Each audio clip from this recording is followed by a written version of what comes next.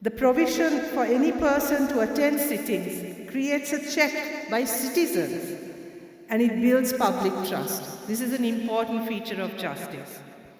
Secondly, the discretion that the Constitution has given to the judge suggests that we must strive to build a physical structure, the physical structures of the public institutions that we inhabit, to create spaces that are not intimidating, particularly to those without power or have less power, and those who are vulnerable to the consequences of the inequalities of our society.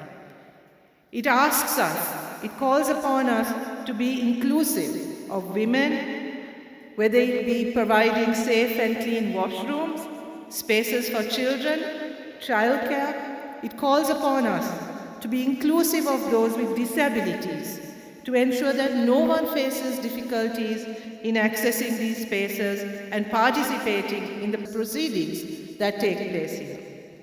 It calls upon us to provide support for emotional and psychological distress that litigants might be coming with. It calls upon us to provide protection for victims from re-traumatization or re-victimization through these proceedings, or in the way that the consequences that they may face in pursuing justice or protection of their rights.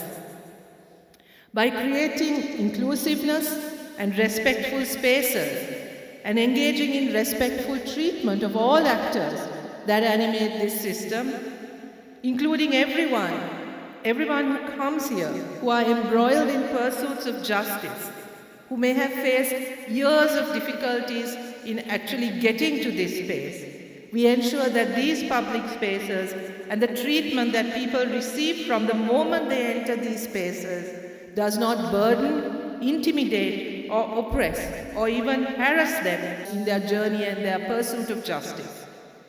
We are then all engaged in the pursuit of justice, and we are all facilitating the best environment in which we can deliver justice. Your Ladyship, I am particularly pleased to see a woman at the helm of this august this institution. It gives me personal joy to see you leading this place. I do not want to essentialize the qualities of women and claim that somehow we have some special quality that enables us to be better at pursuing justice, or that we have some special qualities that make us more empathetic than our male colleagues. I don't want to essentialize male and female qualities in that way. But I have to say, and I think we all acknowledge, that as women, we do have specific gendered experiences, particularly of how power, privilege works in our society and how it works to oppress and to exclude groups in society. How difficult it can be to counter social practices, even laws, that seek to maintain the status quo and those systems of power and privilege. We've all experienced this. I truly believe that these experiences that women have had, they can bring to leadership. That these experiences help us to understand the importance of empathy, respect, and inclusivity in how we function. Also, we are well aware of how lack of access to justice can increase insecurity, risk, and vulnerability. How important a fair and accessible system of justice is for our protection.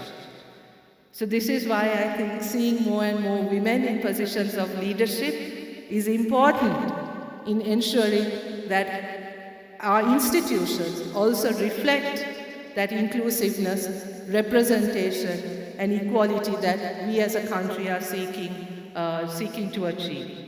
Finally, I would like to thank the Ambassador, the People's Republic of China, for their generosity and their support in enabling us to deliver justice to the people of this country.